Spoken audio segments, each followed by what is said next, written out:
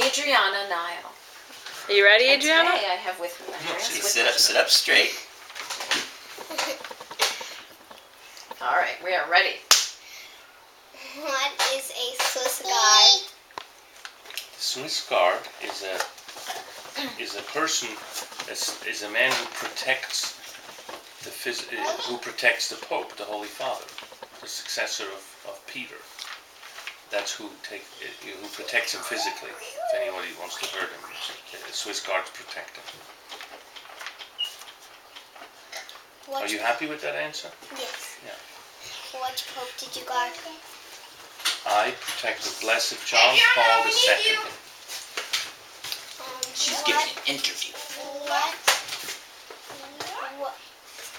Was it fun to be a guard of the Pope?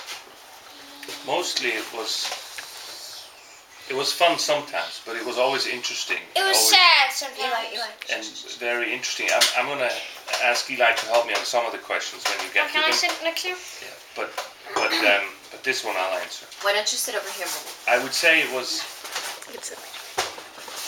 fun sometimes, but most of the time it was very interesting and very meaningful. You know, it can be dangerous. And sometimes it's dangerous. Yes, like when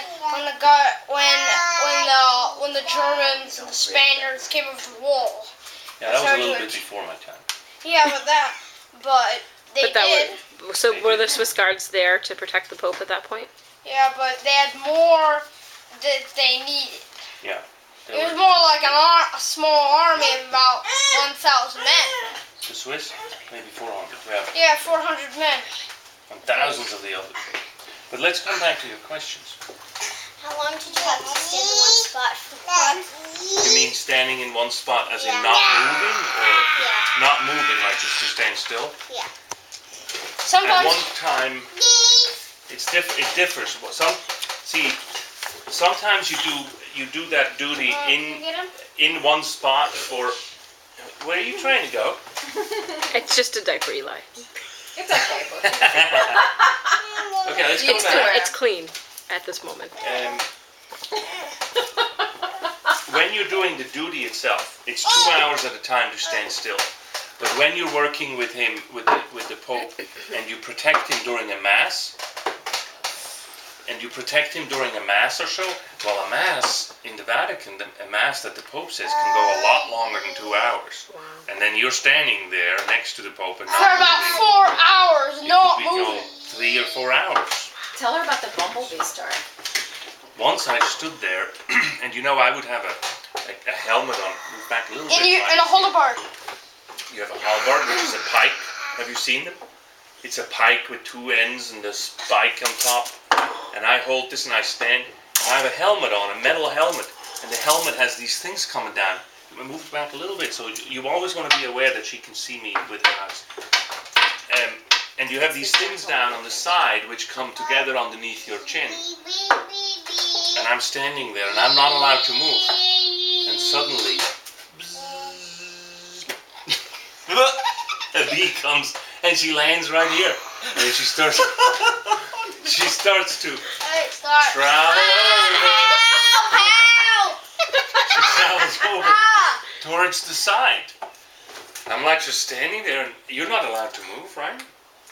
So I'm standing there and eventually the bee got stuck in this metal piece that came down here and I kept hearing bzzz.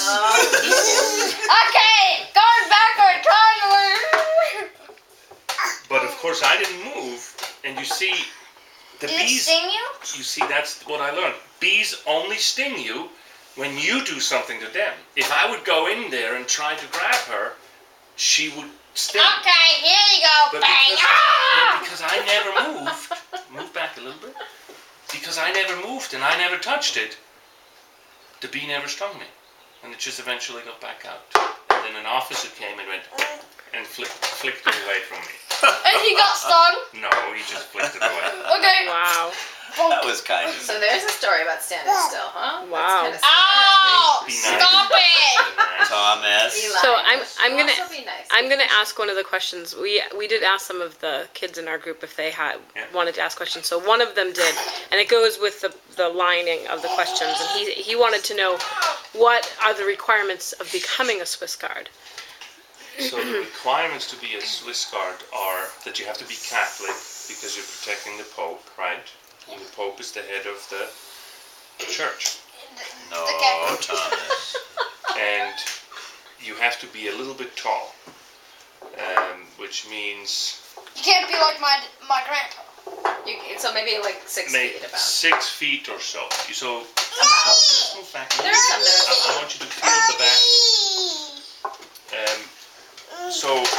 So you want to be a bit tall, and you will have to have the basic training in the Swiss Army first, so that you know the basics of the military and so on.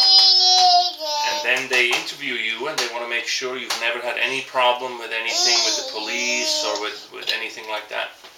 And then, God willing, then you become a guard. And do you have to be from Switzerland? Oh yeah, you do. It's You have historically. to be a Swiss citizen. Yeah, historically you have to be And a male. Swiss citizen and a man Wow. to become a very, Swiss Guard. very handsome. Because many years ago, like 500 years ago, which is a long time, that's a half a millennium. Yeah. Before Christopher Columbus came. 500 years ago, Oh. you had to. Just take the whole basket. The Swiss were very ferocious fighters because they were all farmers, but the farm would always go only to the oldest son, and so all the younger sons, and there may be 7 of them, had to leave the farm. Well, what can you do in a country where there's only farming, and the 7 boys have to leave the farm? Where do they go? Well, where do they go? The army. They go to the army. And then once their army was full, they said, hey, we'll go to somebody else's army. So they went to the French king, and to the English king, and to the Swedish king, and the Austrian king, and to the Pope. And they were very famous for being ferocious fighters. They defeated Caesar's army battalion of knights. And what they Now we would know where do to is get you would pay them, their new His master love would for- pay them for Okay, fighting. I see, yeah. If you pay them, they will come into your army and they will fight for you. And so the Pope paid them and asked them to come into his army. And they were so good at fighting that eventually the Pope said, you know what? I want you to always be around me and protect me. And ever since then, for 500 years, the Swiss Guards They who were came Swiss down citizens, like 500 strong. yeah, At the always beginning. protect the Pope as his personal bodyguard. You can see rows, columns and columns of guards with halberds and maybe a rifle and a helmet. Do you remember what question you're on? All right. Yeah, wait until she has a question. Let me see.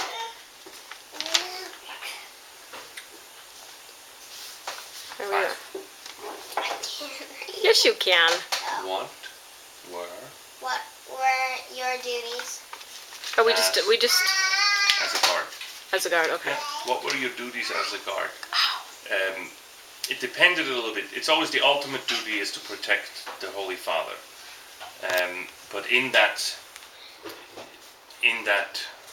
realm or in that scope, you might have to be checking tourists who come into the church, or you'd have to check somebody And some before people, they go into. there's some guards who, the younger ones, who've just sworn in, and they guard the entrance. They have halberds, or they have a rifle, and they have tear gas. And Tear you gas guard and the a bottle. entrance to the Pope's apartment or to his palace. And you can see about 3 of them guarding Yeah. the giant gates. If someone tried to get in, they could close those gates and start getting. But I didn't always position have to on the work. wall. I had some days off too, so I wasn't always working. I got some days off. Like when you met Hold on. Mommy. Hold on, let her ask the question. Did you ever meet the Pope? I was very blessed. God was good to me. And I met him many times. How many? I didn't count. You know, you work there every day. Like 5 times at least. And yeah, at least. And he walks around and you see him. But that doesn't mean I meet him the way I'm meeting you right now, Adriana, where we have dinner together and we sit here and we're friends, right? The Pope was more like I worked for him and I would go where he goes, but he would meet with other people and I would stand next to him. So it's not like he's not talking to me the whole time. He's talking to somebody, but I'm standing next to him just to make sure that everything is okay. Tell them the story about the guy, the person who fell in front of you. Tell that story. I only want to answer the questions she has. Did you like the Pope? He was a very, very kind man and a very good and holy man. Yep, he was the greatest Pope who ever lived. I agree with that. I need somebody to open the gate for me. You know, and I want to show you later. I have a little booklet that I want to share with you about him and about his life, because he was a very holy man. A very holy man, a very simple man, just like you my and I. grandmother, right? Yeah. Very, very Catholic. Grew up in very simple circumstances. He grew up in Poland when the mighty German army was crossing through. He lost his mom very early on, and then his dad died one day when he came home as a kid from work, as an older kid, but maybe he was 19 or so. And so he was very, in the beginning of his life, he dealt with a lot of problems and was very lonely. He was, one of his legs was almost crushed by a German tank. Well, it was a truck, yeah. A tank, I think. Wow. And so, but he was a very loving, wonderful person. And it wasn't, he would love to come to us, to our barracks, where we live, and say, let's have a drink together and sing some songs and tell jokes and tell me what you like and tell me what you do all day and so on. That's what he did? So he's a very jovial person, just like it's fun, tonight we have a dinner together, it's fun, right? Well, it was fun like that to be with him. It was fun. Hey guys, when are you gonna come out? Did you... What did... Yeah, did you go? Did you go into battle? Well, the Pope's country doesn't have to fight battles in the sense of a soldier anymore. It more fights battles in the sense of, if somebody attacks the Pope, if somebody comes after you and tries to hurt you, then we would intervene. And a lot of that has to do not so much with, there's a lot of people who live in Rome who try to do harm to the Holy Father because they're not really healthy. I mean, they have a little bit of a problem with their mental state. So they're sick, really, but they're still dangerous. And some of them are drunk. We will have to, what we would have to do is to basically stop them. Off camera. But you want to stop them in a way that's firm and safe, but not cruel, right? You want to stop tear gas? Well, tear gas is one option. Yeah. But Bizarre. first you want to just hold them yourself with your body. When are you gonna come out? Restrain. And what if they have something like a Not just machine hit gun? them and hit them and hit them, but you want to Not just like control the something about a situation. machine gun. No, you don't shoot people. No, I mean if they have one. Well, if they have one, that's a Yeah, different question. that's a different story. Then If they what? shoot at you, I have a gun too. Daddy, can I do the sit for mine? Did you follow the Pope around? I did follow the Pope. Sometimes. I followed the Pope inside the Vatican. I was not educated or trained to go with him outside. Because you know how well you know this house? That if I would run up the stairs, you know exactly what's upstairs. What happens if I go right? Where do I get? You get my room. What if I go left? You get my parents' room. But in my house, you wouldn't know that. Or in a house you've never been to, you wouldn't know what's upstairs, right? Yeah. So, since I know this house, you would be able to protect somebody in this house because you know exactly what's where and you know exactly what's going on. See, that's what I was trained for. But there is another way of protecting people in a place where you've never been. And you don't know anything what's upstairs, you don't know anything You just around. go. Well, then you use different strategies to protect him. I wasn't trained for that. I was only trained But for there's protecting special him. like high up guards who can do Yeah, that. and so there's follow officers him. who get trained to do that. Who go on his And plane they and follow always, him around. they go with him wherever he goes. But I was a soldier, not an officer. So there's outside guards and there's inside guards. So The Outside of officers the go with Vatican. him outside, and we stay with him inside. So we if he do goes, you remember you last year, still stay? Adriana? Do you remember? Was it last year? Yeah, last year when Mr. Christoph Graf. Christoph was here. He was one of the. He's one of the commanders. He's travels. the vice He's even commander. he's Second higher up highest than guard an there. officer, much higher up than the So he captain. travels with the Pope. Pretty cool. He goes in the He's Pope's in plane. charge of all the travel. When the Pope goes to travel, Christopher, the guy who was here at your daddy's birthday, he's the guy who's in charge of security when the Pope travels. Wow. and Abby. Remember you Even? even guard him when he ate? Did you? Well, there's a peculiar. It's a very interesting thing that the Pope hardly ever eats in public. It's very rare that you see a picture of the Pope eating. It happens on a couple of occasions. For example, it happens at World Youth Day where he has a meal with young people, and there's the press there, and they show. The Pope, as a rule, is never seen eating, so he doesn't eat in public. He But eats only on like very special occasions like Christmas. very and when very God seldom. was So since the Pope resurrected. doesn't eat in public, it's not like Came up. it's not like a security When issue. Jesus came. The only security issue is the food that he eats. And so most of the time the Pope eats inside the Vatican, and there he eats in his apartment, and we protect the apartment, so I don't have to be right next to him because he's inside in an area that we control. If he travels, a guy like Christoph Graf, who you met, Or officer. will go with him and make sure that the food is okay, and in advance, but he does that a long bit before to make sure that the food, that he controls where the food comes from. Is and it what the because of food that? Because of poisoning? is. Yeah. Interesting. People can in the factories like me. And so evil everybody people is can controlled. poison- Everybody who prepares the food, everybody, where the food travels, all that. That's all things that Christopher controls. Like he takes food they get from the barracks kitchen. In the Vatican, it's not a problem because we control that. But it's when you leave it. Huh, I never thought So if he goes out to like a restaurant, you He would doesn't have go to restaurants. well, like somewhere like going out to Yeah, somebody's it's house. very controlled where he eats. Very controlled. Tell her about what the life of a Pope is like. To be a Pope is a very difficult job. Lie. Imagine if you couldn't go anywhere where you wanted to go. There was a time where Jesus prophesied to Peter. The Pope is Peter, is the He was the Apostle first Peter. person. That was the first Pope. But since then, one Pope. It's only, how we do relay races, where I hold a stick and give it to you, and then you run, and then you give the stick to him, and then he runs. You know how that race goes? That's the papacy. But Peter was the first one who ran, and then he gave it to the next guy.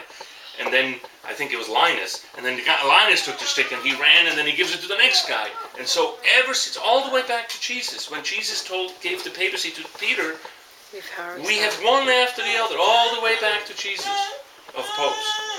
And Jesus told Peter... Which was the greatest pope? Well, of course, Peter. No, Peter. So, I mean the greatest pope other than Peter. John Paul II. That's difficult to answer. Don't In cry. my lifetime... He was it's- one of the greatest, Yes. John Paul. Please don't cry. So Jesus said to Peter, there will be a time where you have to go where you don't want to go. And where you have to do things that you don't want to do. And you will be forced to stay or be in certain places that you don't want to be. And that all happened to Peter, and that still happens to Peter today, to the Pope today. That the Pope is not allowed to leave. Until he dies, he is in there, and he can't go to a restaurant, and he can't go see his friends, and he can't just go take a vacation, and he can't just do whatever he wants to do every day, because he's the Pope, and he leads the church, and it's very, very controlled what he does every day. So if he went on vacation, people would others take his place and start ruling when he was gone. Now, it's very controlled of where he goes on vacation for He like has a to week. take those Swiss guards with him when he goes for on a week vacation. a year, and he goes to a place in northern Italy, but he can't go very long because because he's the Pope, he needs to be in Rome and he needs to do what popes do. It's a very serious Like give job. speeches. Like Yes. Pope Benedict is the Pope now, and Germany is where he's from, and he doesn't very often get to go back to his home. You know He what only Pope goes about Benedict? once a year. Pope Benedict thought that after John Paul II died, he was in Rome. He was in Rome with John Paul, and Benedict thought his name was Joseph Ratzinger. Well, Joseph thought that when John Paul would die, that he, Joseph, who was himself pretty old, could go home and stay and retire. That he already bought a house, he even bought a car to live with his brother and retire and read and write books and go sit at the lakeside and go have a beer somewhere and hang out with his friends. And then they made him Pope. And do you know what happened with the house? His brother got to keep it. They had to sell the house. Oh. You know what happened with the car? They had to sell the car. He wasn't allowed to drive the car anymore. He never even went to that house afterwards. Because they said, now you're Pope, now you come here and here. It's like somebody pulling on your sleeve shirt and say, you come over here, Adriana. You come over here. You do this, you do that. You come over and here. you say, well, what about me? Well, that's why the Pope takes a new name, because Joseph Ratzinger doesn't exist anymore. Wow. His name is Benedict now, and he is Peter. And so all the interests of Joseph Ratzinger, they have to go, because now he's the Pope. So, like, if another, Can we go outside? If somebody You else go was outside. going to take it, they would have to change the name. Everybody who Don't becomes a care. Pope It's changes gonna their go name. Yes. Even sometimes, religious brothers and sisters Changed. often change their name as well because of the same reason. A lot of the monks at the abbey changed their name. So the names of some of the monks that you know is their religious name.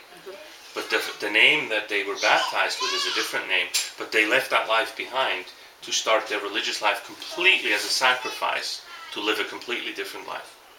Most of the popes at the abbey, The monks at the abbey, have like saint names and stuff.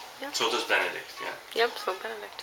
And you know what? There's not that much difference between the monks at the abbey and the Pope. Not much difference.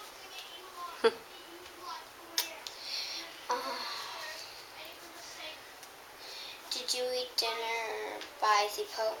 With the Pope? You know, he would come to our barracks once in a while and eat dinner. Unfortunately, I myself never really had the chance to eat with him. I was either on duty or somehow, I was there when he was there, but I never had the chance to actually sit at the dinner table with him. But I know that he came regularly, and many of my friends were blessed enough to be there. So I personally never shared a meal with John Paul II, except I did share the Eucharist. Ah, which is very special. Yeah. He gave me the Eucharist many times. He gave the Eucharist to Michelle. That's very special. And I think that's much more important than having Dinner. some chicken with him.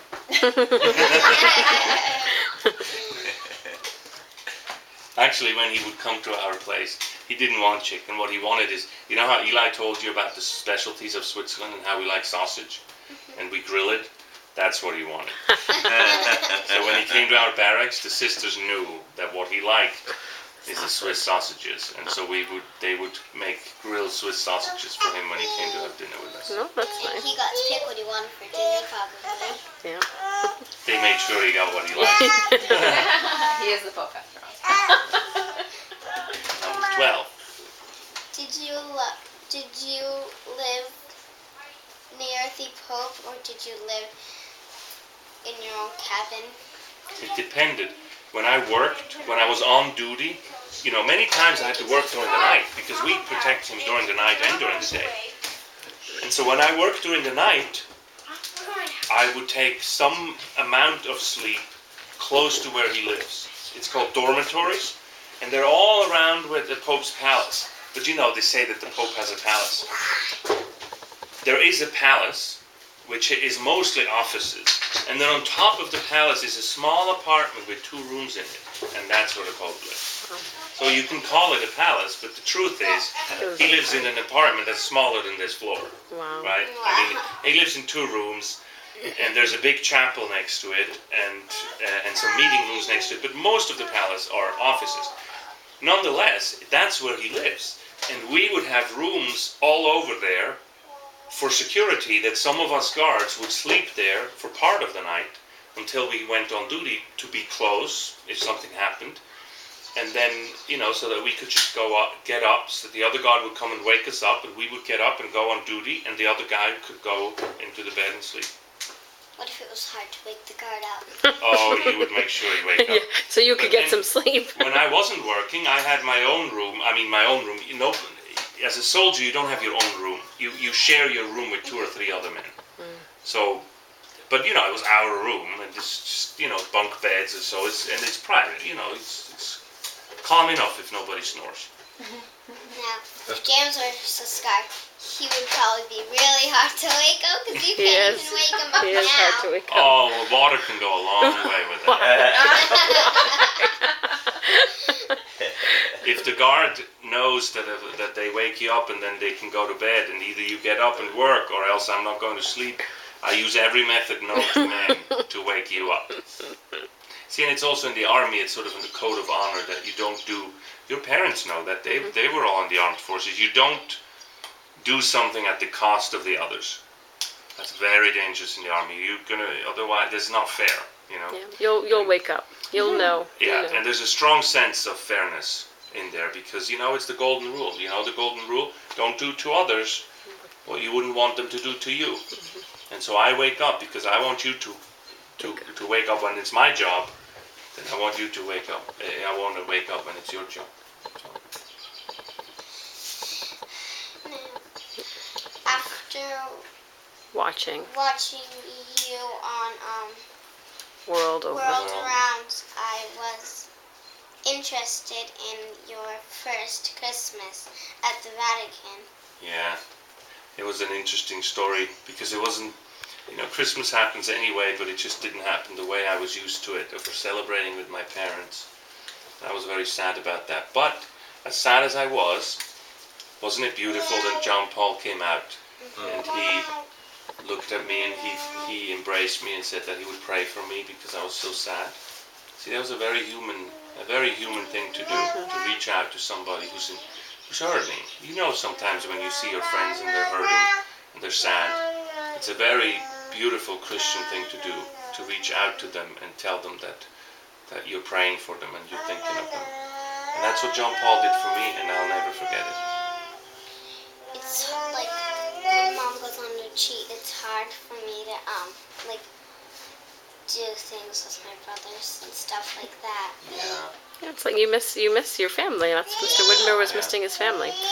But sometimes by not having somebody or something, it helps us focus. It helps us get the right perspective. So sometimes not having Mommy around actually helps you prepare for having her back, and then showing her all the more appreciation. That's how I felt with my mom when she wasn't with me for Christmas, and my dad.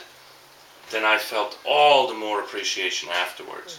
And even though it's difficult, it's in a way a good thing to sometimes not have somebody next to you, because it helps you appreciate them afterwards. So we only have a few more seconds, and Adriana's last question is really a good one. How was your Christmas after you saw the Pope? Well, I sure stopped crying.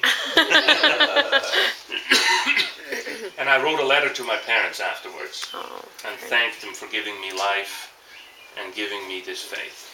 And I wrote a very long letter to my parents. I hope they kept it. So You one mean day that I can read evening? it. Yeah. Actually, you're the first one that's ever asked that question. Thanks for asking.